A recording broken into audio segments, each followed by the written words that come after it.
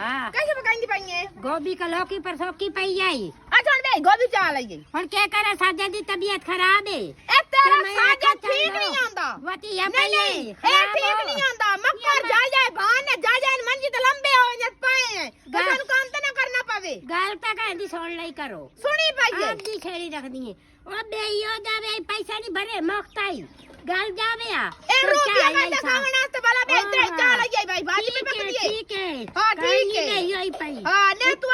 जे ये शाह पकी भाई तो सब दी नहीं उठा के सजी भाई आनी नहीं जा रे तारी गोभी पकी भाई ले ले तारी गोभी पकी भाई कैसे भाई पका सकते ने ओ ते पानी त्रोक के देन चा तू साखा साथ मैं गोभी शाही नहीं खानी हो कैसे भाई पकाए तो मैं खा सकता मैं रोटी नहीं खानी हो मैं भूखी कैसा पकाई कैसे पका चावल पकाता कोई जरूरी है ये गोभी पकानी है मैं इतना ही चाल आई तो चावल गोभी पा लाए ए दे मैं भाजी नहीं खानी है चावल गोभी पे बंदी है गाय